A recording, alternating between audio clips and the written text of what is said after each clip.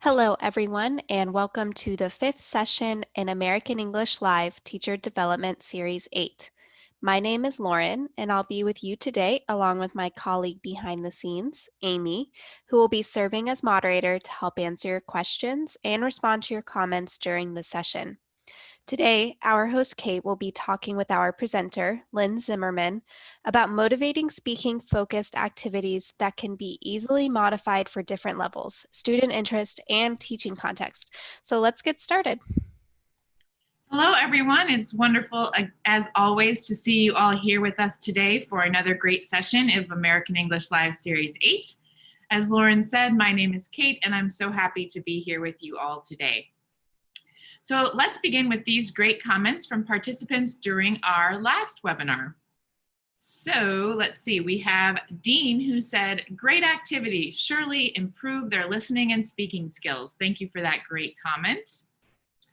And we have Aniho who said, greetings from the Philippines. It was such a great opportunity to be part of this really helpful and informative webinar. Love it. And we are happy that you were able to join us. And from Nazir, the session was communicative and the ideas were practical. Thank you so much, AE, for offering such opportunities to improve our classroom instruction. So thank you guys so much for those wonderful comments. We love to see our teacher participants actively engaged in professional development, and we encourage you to continue to engage with our community virtually. So please continue to participate with us and share your thoughts and insights about AE Live sessions by commenting in the chat box or on Facebook, or by emailing any thoughts or ideas to American English Webinars at fhi360.org. We may feature one of your comments during the next webinar.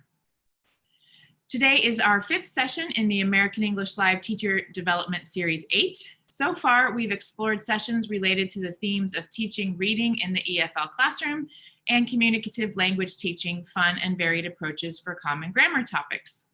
And now we're closing out the series with topics related to the theme of pair work and group work to encourage student-to-student interaction.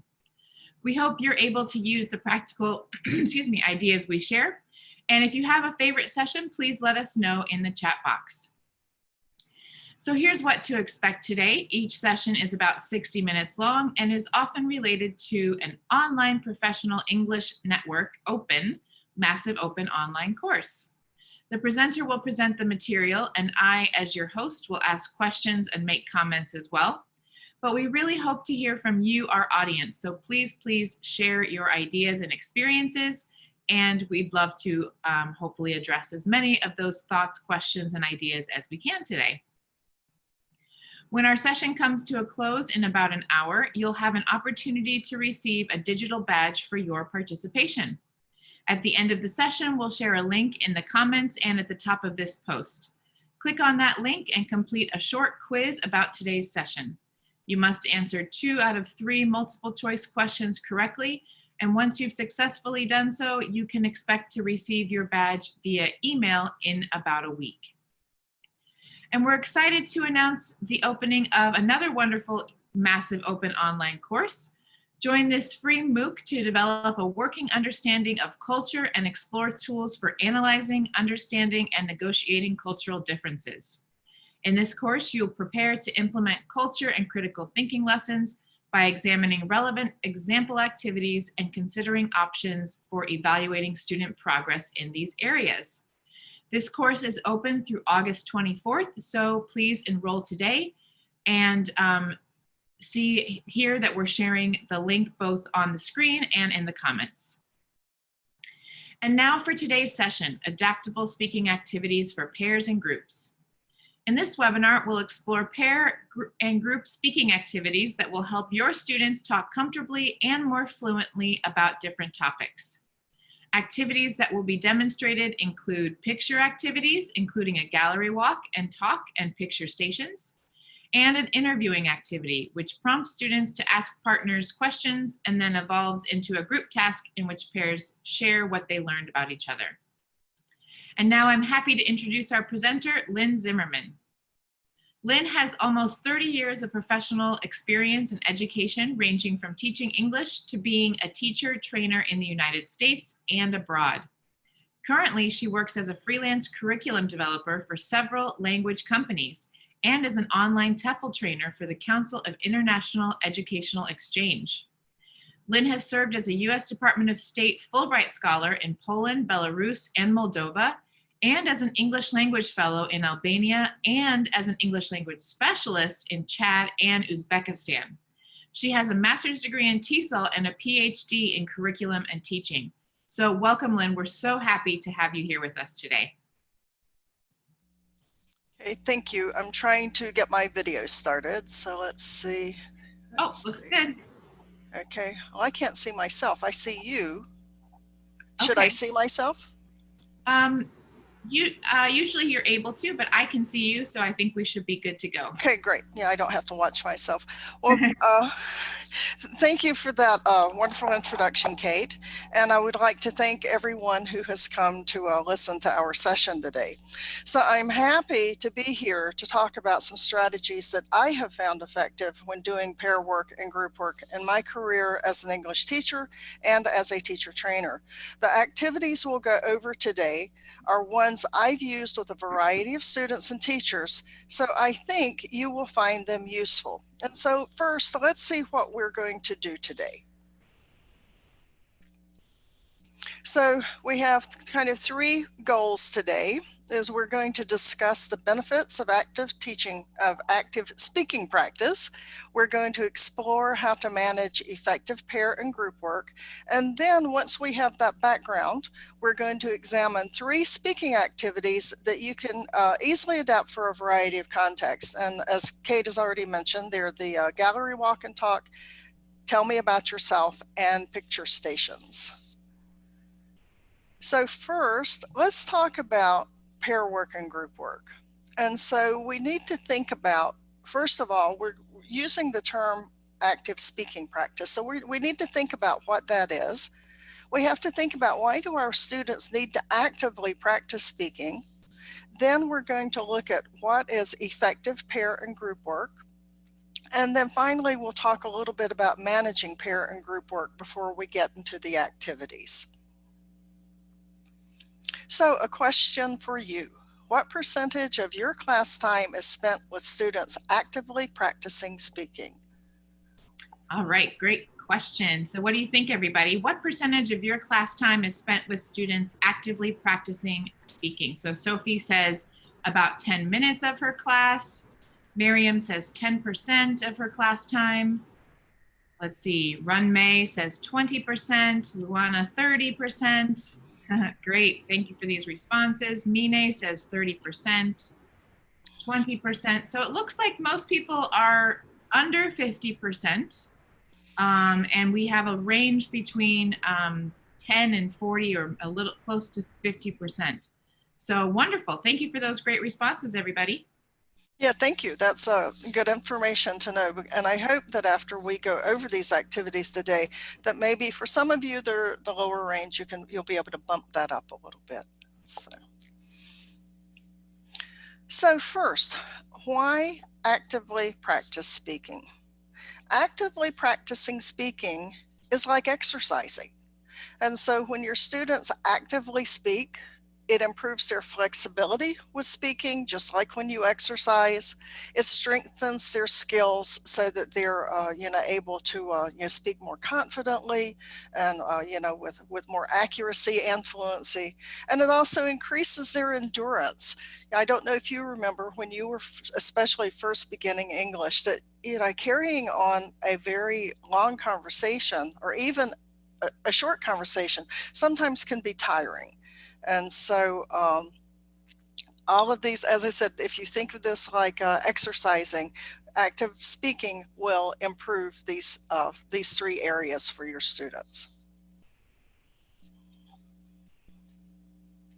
So how can you as English teachers promote active speaking practice? Well, there are a lot of things that you probably already do. First of all, you're providing opportunities for speaking. And so you can think about, how can you provide more opportunities for speaking? You can introduce relevant topics. After all, it's so much more fun and engaging to talk about something you're interested in instead of a topic that really is not of interest to you. Use a mixture of controlled and less structured speaking activities. So you start your students with something controlled so that they feel safe and structured, and then you let them sort of branch out on your own. And then finally, create a community of learners where all students communicate. In your situations where you are living in a country where English is not the main language, your students don't have that many opportunities to practice, and they often may feel uncomfortable speaking to one another in English when they could easily fall back on your L1. And so by creating this space where they can feel more comfortable speaking, then you've created this community of learners who will be happy to speak to one another and comfortable to speak to one another. So we have another question for you. How do you use pair and group work in your classes? Yeah, we'd love to hear from you in terms of how you use pair and group work in your classes. What are some strategies that you have, or what are some ideas or things that you do? We would love to hear from you. So let's see here. Claudia says that sometimes it depends on the level of students, how she does that. That's a great response. Let's see. Mine says they do think, pair, share. So does Iradia. They practice dialogues. Maybe that's in pairs from Luana. That's great. We use it during reporting. Let's see. Ruben says this pair work and group work can help create the space where students feel more confident. I think that's a great comment. Thanks for sharing that. And Mary says, I use it during differentiated instruction according to their level or ability. So great, wonderful responses, everybody. Thank you for sharing. Okay, great. Yeah, thank you. And I was thinking about whoever made the comment about think, pair, share. That is a really great little pair activity that you can use as a warm-up during the middle of the lesson, at the end of the lesson, and it does allow students to think a little bit and prepare before they speak. So I'm glad whoever brought that up, I'm glad you mentioned that one. Okay, so let's think about then effective pair work. And so we have a scenario here that I'll read to you, and you can read along with me. A teacher wanted his A1 beginner students to create a poster about prepositions of place. And these were the instructions that he gave. Get into groups of 4 or 5, or maybe 6. Draw pictures on your poster paper showing these prepositions: on, behind, in front of, beside, under. Don't use any other prepositions. Label each picture with the name of each preposition and write it in a sentence. Then you'll present your poster to the class. Is everything clear? Okay, good. You may start now. So I have a question for you about this. Do you think this was a successful group project? Why or why not? Yeah, so we heard that scenario, we heard the instructions and how the teacher presented them. Do you think that in the end, this was a successful project? Do you think the students knew what they were supposed to do and did it very easily? What do you think? Was it successful or not? And then why or why not? What do you think? So let's see. Some people are saying he could have asked a better question than, do you understand? Let's see. There are too many limits from Muriel. Not very successful because the instructions are not very clear. Mia said it would be helpful to have an example. And Wendy also said maybe a demonstration there. So there's a lack of demonstration, so that might not have been very successful. Let's see. Ron says yes, because the instructions are clearly stated. And Kay says that it would be helpful to have pictures or posters or things like that. Or maybe from ML, that they could maybe activate prior knowledge before just jumping right into the instructions. So thank you for those great responses, everybody. Great, thank you. So let's see what we could do to help this person. So for one thing, before you start any kind of a project like this, it's helpful to think about who the students are in your class, because you probably have a range of proficiencies. It's very unusual to have a real class that everybody is at the same level and has the same knowledge. And so brainstorming target language can help students at all levels, especially when you have mixed proficiencies in the class, which we'll assume that this guy did. And so it helps to brainstorm the kind of language that students might need to complete this activity before starting. And so you probably often use one of these two strategies, but I thought it'd be worth talking about them. So either the teacher can elicit from the class and write them on the board so that you talk about what the topic is, and then you elicit from them what are some vocabulary that they may need, and then you sort of fill in the gaps. Or you can have your students work in groups, maybe 4 or more students, and they can brainstorm a list. What do they need to know in order to do this activity? And then they can present 1 or 2 of their ideas to the class so that you get something shared from everyone. And you probably have other ideas about brainstorming, but I felt like these were probably the 2 most commonly used and probably the 2 most effective at this point. So, as several of you mentioned, instructions are an important part of doing effective peer and group work. And so, first of all, you need to get the students' attention. Then give short, simple instructions. This guy gave a lot of kind of long, involved instructions, and I'm sure some of the students were sitting there going, "What is he saying? What is he talking about?" Then, as several of you mentioned, show instead of tell. Model what you want the students to do.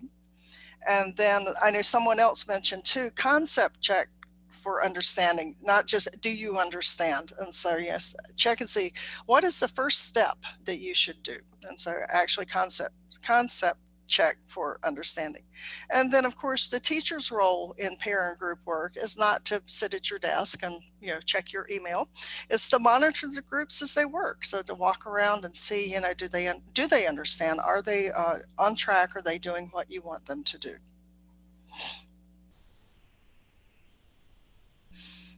Now, another part of having pair and group work that you have to think about as a teacher is how do you manage the groups? Sometimes, that is depending on the size of your class, depending on your students, you may have to give more or less thought to how you're going to manage the group work and pair work. One important way is, if you've ever heard of the teacher Harry Wong, one of the things that he talks about is assign student roles especially when you're doing group work. So be sure that whatever they're working on, that there is a task for everyone to be responsible for. And that way, that will help them to be more engaged. And so some of the possible, if you have a group project, you might want somebody who's sort of the leader of it, who sort of manages and make sure things are getting done. You may need one student to take the role as a note taker or the writer. And then if you're going to have them do an oral presentation about it, then you may want someone to be designated as the reporter. The timekeeper can be an important part of group work, but it's not something that a student would be the only job they would have. It would probably be one of the other people. Maybe the reporter would also be the timekeeper. And because this is English class, you might want one of the students to be responsible for checking the language. Are they using the target language that you have set out? And are they using it correctly? And then if you're doing something like a poster, one of the students maybe will be designated as the artist. And so all of these are important roles that students can have to make them have more ownership in the group project. The other part about it is some people say, oh, but group work is so noisy. So if you're worried about noise, think about visual signals that you can use to encourage students to speak at an appropriate level. And so one of the ideas that I saw was to use like the stoplight kind of visual signal. So if the green is showing everything is good, everybody's talking at the appropriate level. Yes, I see that somebody said it's good noise though, and that's true. We want them talking, but we don't want it to be so that our director comes knocking on the door and says, what is going on in here? So green is good. And then you have another idea of if the signal turns to yellow, it's a warning. You need to bring your voices down. It's a little too noisy. And then if things get really, really noisy, I hope it means they're really learning and really enjoying themselves, but it's also too noisy. And so let's stop and let's bring the noise level down a little bit. So how do you manage pair and group work? What are some strategies that you use? Yeah, great. So those were some really nice ways of managing. I really like the stoplight idea. What else do you guys think?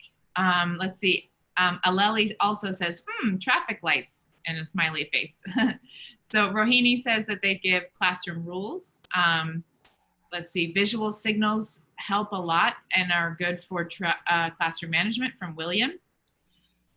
Everyone is responsible, team collaboration from Vivian. So maybe that's sort of like that idea of the roles that you were sharing.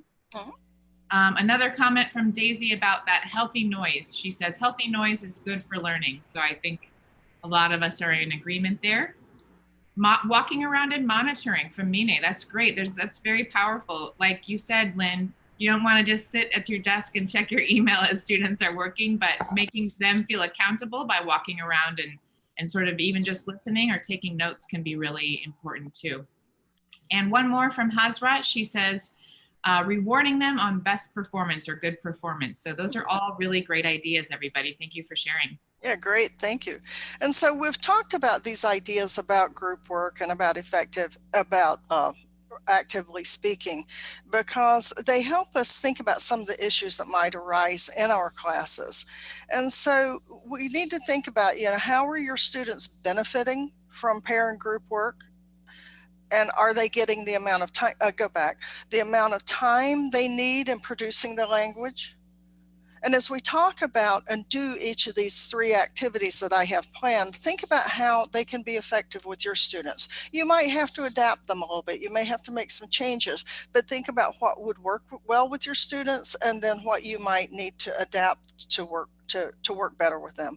So we're going to start first with an activity that I have tried to simulate all of these on PowerPoint, which was a little bit challenging, but you'll have to use your imaginations a little bit. And so are you ready? Okay, well, if you're ready, let's move on. And so the first activity then is called a gallery walk and talk. And so imagine that we're in our classroom. So we're all in our classroom together. And the activity I want us to do is that students will be able to describe a picture of their choosing to a partner and identify the picture that is described to them. And so the skills they're going to use are speaking and listening. They'll also be identifying and describing. And so this can be used at any age and any level. And you think about your own, age and level of students. And this activity should take 15 to 20 minutes. And so let's see what this might look like. Yeah, the next slide. So, for example, we've got these pictures that are taped all around our classroom. And so if you happen to be in the same room with other people now, you and your partner can play along with us. And so what you will do is, so you look at this group of pictures and you choose one. You study it for a minute. And then, because you're going to have to describe it to your partner, but you're not going to tell your partner enough details immediately. You want them to guess which one you're talking about. And so you'll describe it so they can guess. And so you'll begin with a general description. And so your partner can maybe ask questions and guess which picture.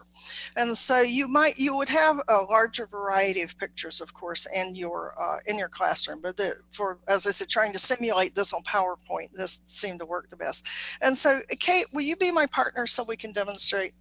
Yeah, sure. Okay. All right. So my picture that I have chosen shows a person wearing a blue shirt. Can you guess which picture it is? I see a lot of blue shirts. I'm not sure I can pick which one yet. Okay, well, let's see. my picture has a person with light brown hair. Do you know who it is yet? Not yet. It looks like there are a couple or 3 or 4 people with light brown hair, so it's hard to tell. Okay. There's a woman in my picture. All right, so looks like there are 3 pictures of women, right? 1, 2, 3, 4. So you can't count, that's okay. All right, and so there are 4 to choose from. And so let me think, what else can I tell you? Oh, I know. In my picture, the woman is outdoors. Okay, I think I see 2 women who are outdoors. Okay, and so in my picture, the woman is standing outdoors. All right, is it that one next to the older man there, the second one from the left? Yeah, she has on the denim shirt. That's it. So yeah, and so you'll see how we kind of went through this, and I'll talk about this in a bit. And so if we were in the classroom and we were with our students, then it would be Kate's turn to do the same thing, to describe a picture for me to guess. But in the interest of time, we won't do that. We'll go on to the next slide. And so you think about how was this activity put together? And so first of all, it works best if you choose some themes. And so you see that I had individual people in all of those pictures. So you choose 3 or 4 themes, and then you select, depending on how much space you have, maybe 8 to 10 pictures would be a little bit more reasonable. Then, of course, think about age-appropriate pictures of people or objects for your students. If you're teaching younger kids, you may want to use things that are more cartoonish. That might appeal to them more. And then you'll notice that I chose similar pictures so that it's not immediately obvious which one is being described. So in the pictures I had, when I searched for pictures, I found all pictures, everybody had on blue shirts. And so some sample themes that you could use are landscapes. So like, for instance, I have a couple of landscape pictures here. They both have mountains, they both have lakes. So they're similar but different. Individual people, as I did. You can have groups of people in pictures, or sports also make good ones. And so as your space allows, you'll tape the pictures around the room, putting them, the ones from the same topic, in the same general area. And the reason for that is if the student's eyes stray to their picture, it's not obvious which one they're looking at. So for example, if you have a picture of a person, a picture of a landscape, a picture of a dog, and the student is describing the dog, it may be very easy to, if they're looking in that direction, to realize which one they're talking about. So do think about grouping the similar pictures together so that when the student looks, they're looking in the general direction rather than at their picture. Okay. Next. So where can you get pictures for this and other picture-based activities?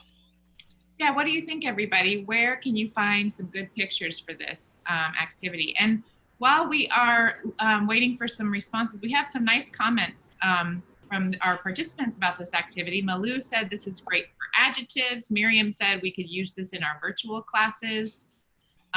We could use this in other ways to make a question exercise from Momita. And Suzanne says that you could give students an image via Google Docs and put the students in breakout rooms. So that's a great idea as well. Yeah, I really like this broad thinking about this. Wonderful. Yeah. So it looks like some other great ideas about where to find pictures from old newspapers, from Rohini, from the internet, from Sophie. Let's see, Pinterest from Mr. D. What else do you guys think? You can take pictures. That's a great idea. Oh, yeah. Yeah. Or Creative Commons resources on the internet from Rusiel. Right. Wonderful responses. Thanks, guys. And I'm trying to think, I think that all of my pictures actually came from Pixabay, from their free. They have free and that you buy, and these are all free ones from Pixabay. Great. Nice. Maybe Unsplash. Okay, so let's see what my ideas were. So calendars, I don't know if you can see, how well you can see. Because I can't see myself, but yeah, calendars, pictures from calendars. Somebody mentioned, I think, magazines and newspapers. Sales ads are great for clothing and food, especially. Postcards, tourism brochures, and then you guys came up with several really great ideas for finding pictures online, and so good job on that. So yeah, so anywhere you can find pictures. And what I do is I actually have probably 10 or 12 folders that I have pictures in. If I see an interesting picture, I cut it out and I save it for one of these activities. Okay, so next. So when you're planning this, there's some pre-planning, as always, that goes into this. And so you might want to think about, first of all, how are you going to preview the vocabulary? Because as I said earlier, especially if you have mixed proficiencies, you need to think about how you can prepare the students, how you can scaffold the students for that.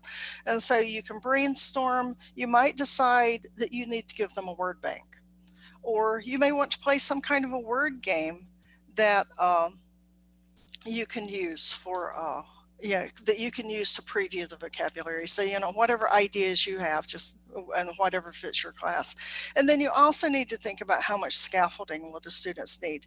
Do you need to give them some sentence examples? Do you need to give them some sentence stems? Or if they're a more advanced class, an intermediate or above class, you may not need to give them quite as much scaffolding.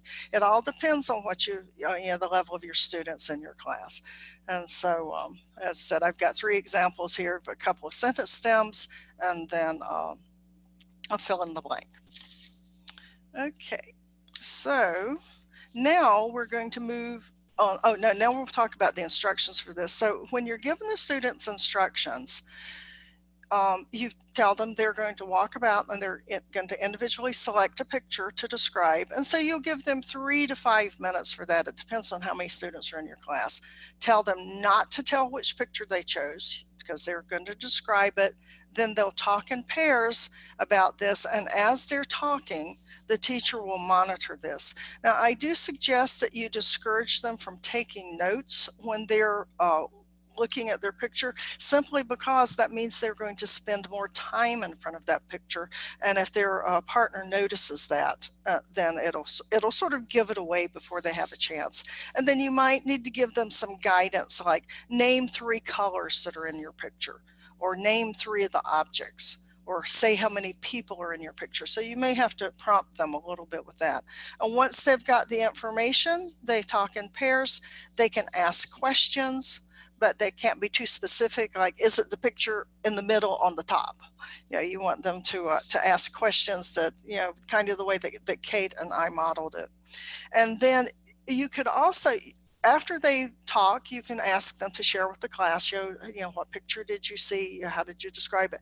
Or you could also have them share with another pair before they share with the class. And so that's an additional way that they could share and get an extra opportunity to speak. So there are 2 ways that you can think about the turn taking. What you can tell the students that in the first one, so the one on the left says, there is a man in my picture. And then the other one says, well, there's a woman in my picture. So they take turns describing something in their picture. Or you can do like Kate and I did, and there's a man in my picture, he has on a blue shirt, he is slightly bald, and then the other one would say, well, there are 2 bald men, what else can you tell me about him? So you can have the students do it either way, or they can do it a combination of ways. As there's really not a right or a wrong way to do this. The key is whatever helps them speak. So if you have large classes, you think, well, how am I going to do this? Well, I have several ideas here, and I'm going to go through them rather quickly because I think time is flying. It always does. So you can split the pairs up so that one person in the pair does the gallery walk. And then they come back and the other person, and they describe their picture, then the other person does the gallery walk. Or you can split the class in half so that half of the pairs do the gallery walk, and while they're talking, the other half of the pairs do it. The issue with this, of course, is you have to have something for the other students to be doing as they're sitting and waiting. But I'm sure you've had this come up plenty of times if you have a large class. So you think of what you'll have the other group doing as the others are walking. And then the final idea is if you don't have space to really hang pictures, you can always set up a table and spread the pictures out on it. So, and if you have quite a few students, you might want to set up a couple of tables so the students aren't all crowded together. But there are different ways that you can think about doing this. I was in a room one time that really didn't have good walls, and so I ended up hanging them on the bookcases and putting a few on tables, and just the main thing is just spread them out a bit. Okay, so now we have talked about that. So we're going to move on to the next activity, which I have called Tell Me About Yourself. And so, of course, the students always want to know, what are we going to do, teacher? Or what are we going to do today that's fun, is maybe what they say. And so in this activity, they're going to practice writing, speaking, question asking, and answering. And so your instructions you will ask your partner 6 questions and write down the answers.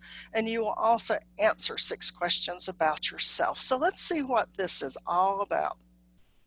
And you're going to be my class of intermediate level teenagers. So when you do the activity, think like an intermediate level teenager.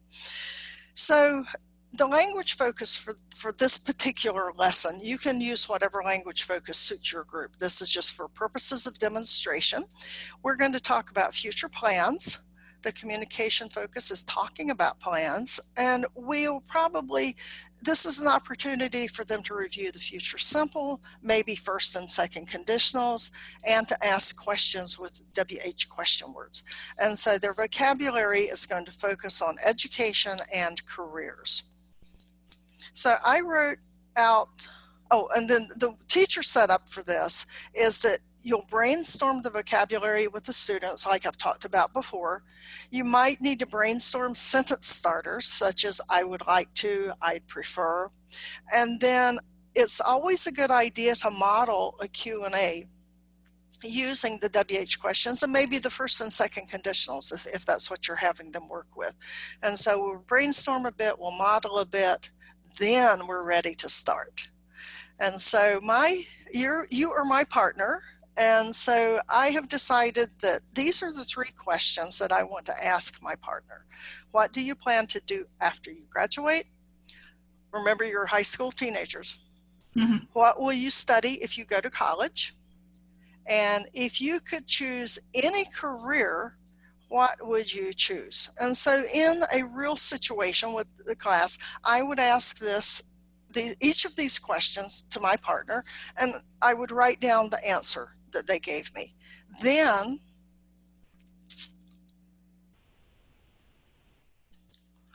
I've decided that for you, my partners in this, that I'm going to just focus on one question, which is, if you could choose any career, what would you choose? And so pretend that you are my partner, and so what am I going to write down? What are you going to tell me? All right, everybody, if you could choose any career, what would it be? And I hope I see a decent number of yes from Marita. I would be an English teacher. Says teacher as well. Jordy, astronaut, nice. Oh, yeah. Says I would be a newscaster. That sounds fun. A chef from Charles. I'd like to be a bookstore owner. That sounds lovely, Luana. Yeah. A veterinarian, a journalist. Okay, I guess I'm not seeing enough teachers, but that's okay. Let's see, a tour guide. Maybe you're thinking about when you were a teenager. A lawyer, a coffee shop owner, an artist. Great. Excellent, everybody. Thanks for sharing. Okay, good. Okay, and so I have seen your answers, and so it's made me think about what are the next 3 questions I want to ask based on your answers to this question, because I really liked the answers to this question, and I think that I can come up with some more questions. So the next 3 questions I would write is, why would you choose this career? You don't have to answer these. Why would you choose this career? If you decide to pursue this career, how would you prepare for it? And then what will be the best part of having this career? And so I started with 3 questions. You answered them. Then I chose one of the 3 questions and I generated 3 more questions from that. So let's see a little bit more about how this works.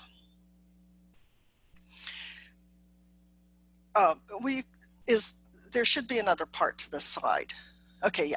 So the first thing the students do is individually, they write 3 questions to ask a partner. And then they leave space after each question to write the answer, just like I've demonstrated here. Then, in pairs, the partners ask one another their questions. They can either take turns, or I can ask all 3 of mine, and then you can ask all 3 of yours. Then, individually, the students will write those answers in the spaces. So they have written, they've spoken, and now they're writing again. Then,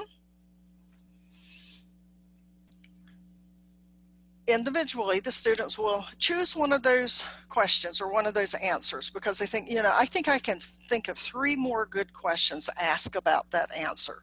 So they'll do that, they'll write them down on the other side of the paper. Usually works, right? One here, and then turn it over and write your next set. And then leave space after each question again, like I've done here, to write the answer. Then again, ask your partner the questions.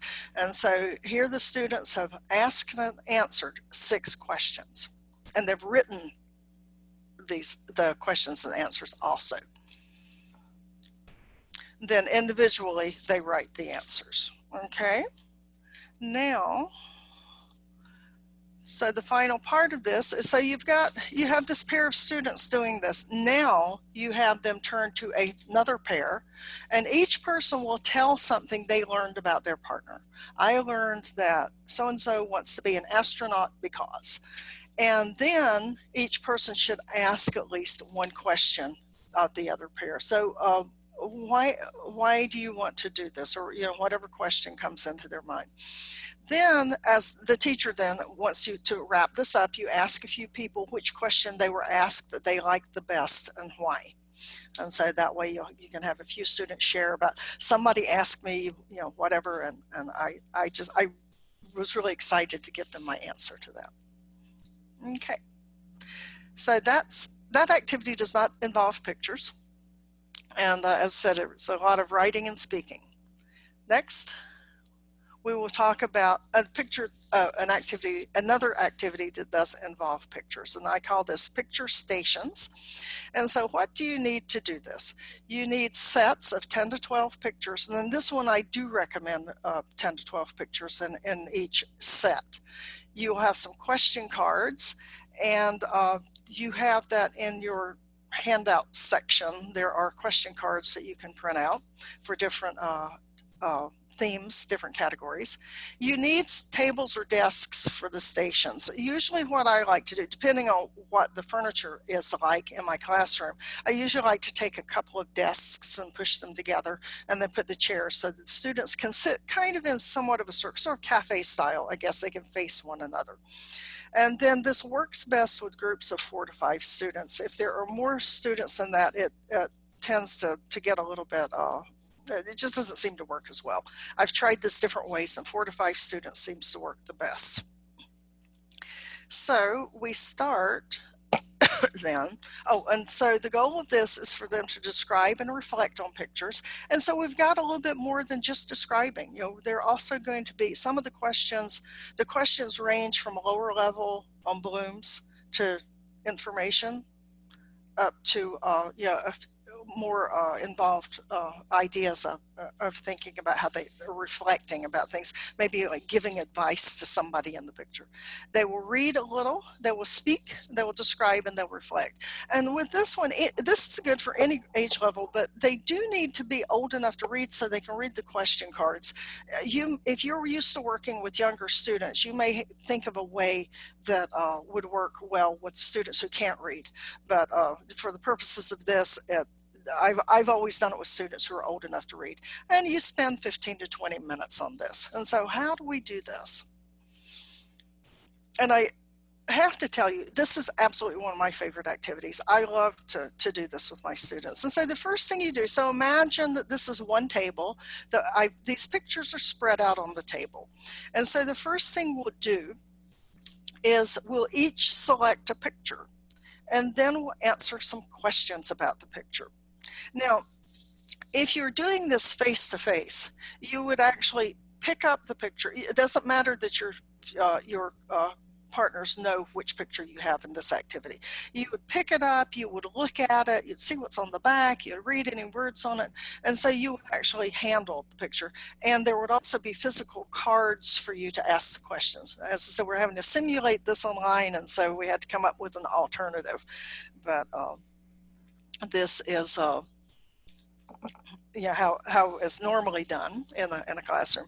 And so Kate and I are going to model how this works.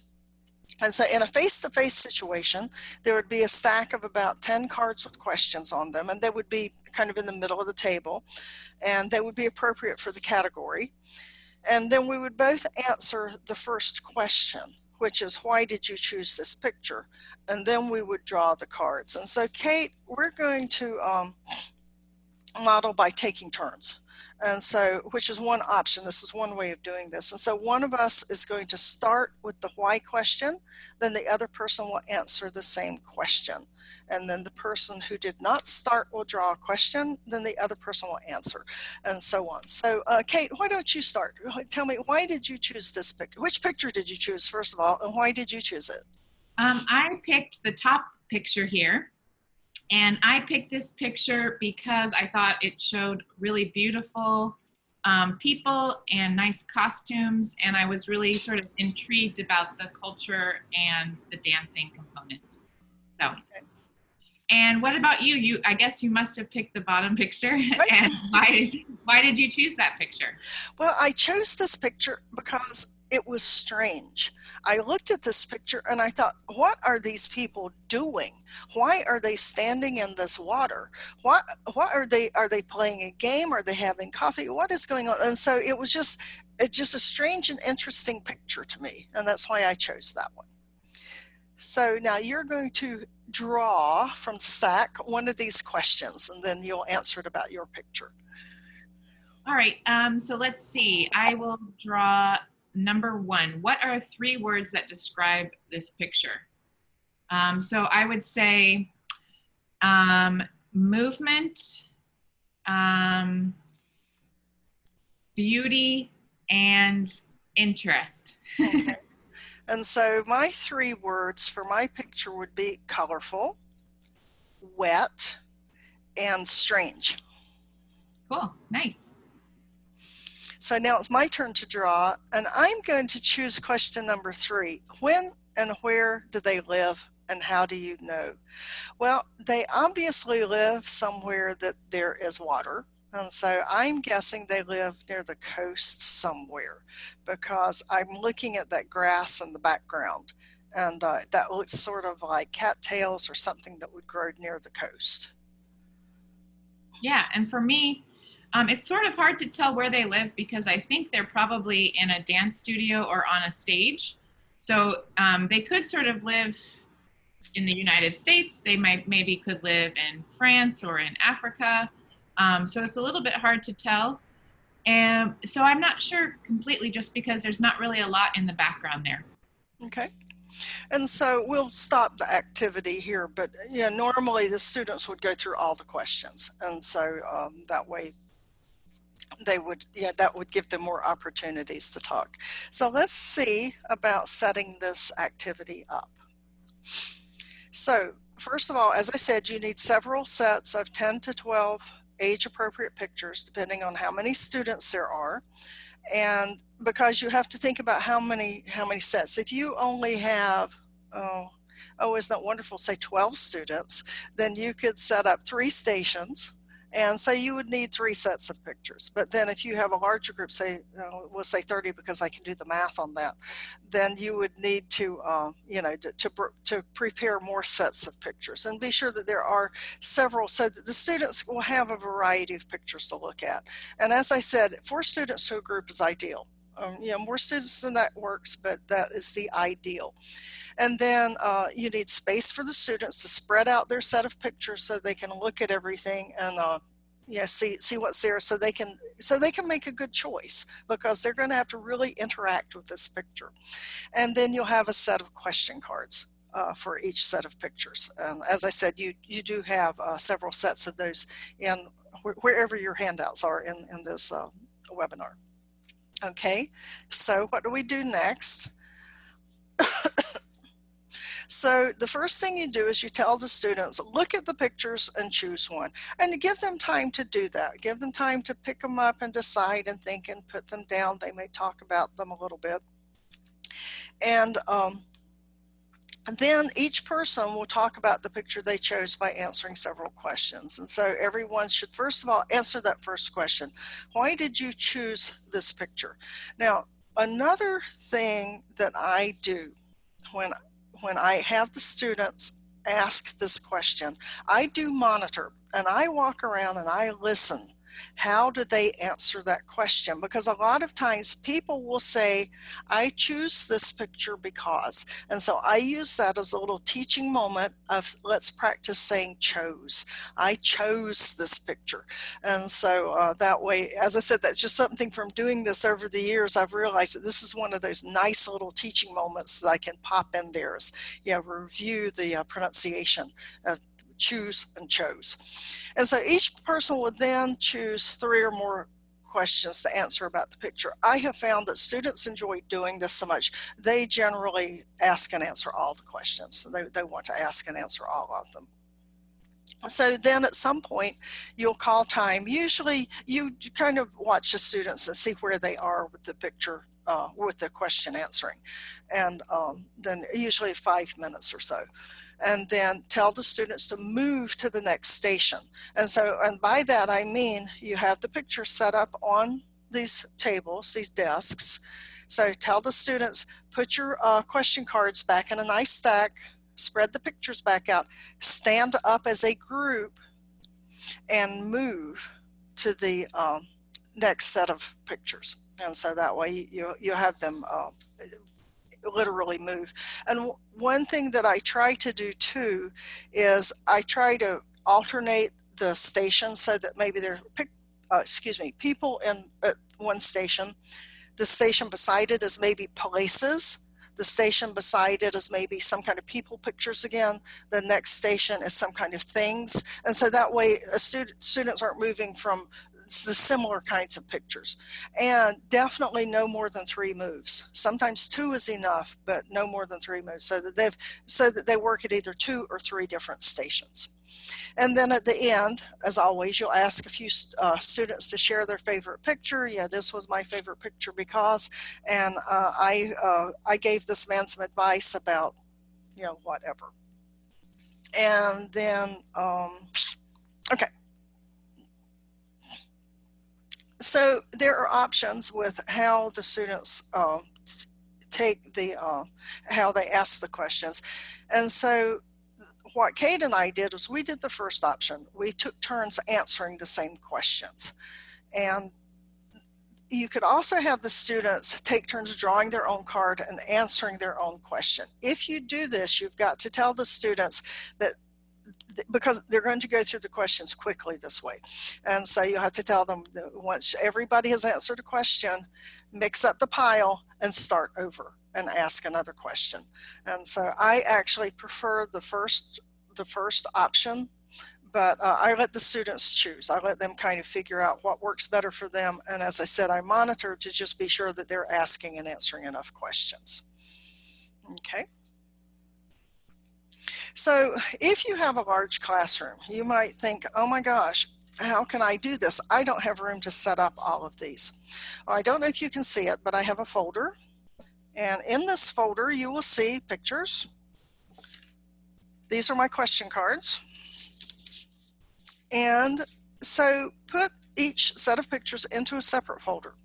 Then after the students finish the first set, tell them, put your pictures back in your folder, put your question cards back in the folder, and then pass your folder to the next group. And so that way you don't have 80 students standing up and moving around. They're passing their folders. And so I have done this with a large class. Well, for me, a large class is 30, but I've done this with a large class, and it was very effective. And so it saved time, and it also saved confusion, I think. Okay, so the final question is, how could you assess these various kinds of pair and group work activities? All right, what do you think, everybody? How could you assess these pair and group work activities? Assessment is always a question on our minds as we're considering activities. So we'd love to hear from you about what you think, what ways you can use. So Sunbeam says that they use a self-checklist. That's great. Oh, I like that. Yeah, observing them and using rubrics. Wonderful, from Edgar. They can do presentations in class, from Coco. Let's see. What other thoughts do you guys have? Let's see. Reports, self-assessment form. And a lot of people who are saying how much they love these ideas. Wonderful idea for large classroom, interesting activity, things like that. Okay. So yeah, great. Thanks for sharing, everybody. And Rubik's peer assessment. Okay, so my ideas are that with the speaking, when I do these activities, with the speaking part, I generally do something informal, like you guys have mentioned, just based on my monitoring. So I think about, what range of vocabulary and grammar did they use? What's the fluency when describing the picture? How was their pronunciation? And I may do a mental checklist, or I may have an actual checklist that I go through. It sort of depends on what the purpose of the activity was. And so I may go through, but I really like the idea of the self-assessment by the students. I think particularly for this would be very effective. And then for the writing, I would consider a more formal based assessment that's based on whatever the language focus is. And so again, looking at the range and accuracy of the vocabulary. Oh, this one I meant to change the slide. The range and accuracy of the grammar used. And so the vocabulary and the grammar, depending on what my focus is, and then things like sentence structure, complexity of the questions and or answers. Because if you have lower level students, you can't expect very complex sentences. But if you're working with intermediate students with this, you expect a little bit higher level and complexity of questions. And so, as I said, this is how I normally do it. I am informal with the speaking and then formal with the writing, with these particular activities. Okay, so I think that's it. So we talked about a pair and group work activity. Tell me about yourself, useful with 10 years and up, because they need to be able to ask and answer questions. The gallery walk and talk, you could adapt that to any age, any proficiency level. And I know, like somebody mentioned, focusing on adjectives or focusing on whatever is appropriate for your group. And then picture stations, again, groups of 3 to 5 students, any age, beginner and higher. And so I think that you'll find that each of these are easily adapted to age group and proficiency level. And I think that is everything except for a couple of references I used when I was preparing this. So Kate, I will turn it over to you. Thank you so much. What a wonderful presentation. And I know a lot of people, like I said, are sharing on Facebook or in the comments all of their excitement and appreciation for these activities. For example, Noella says, very good activities. Thank you. Thanks for your interesting ideas, from Lourdes. Thank you so much, from Jane. Great, from Sahar.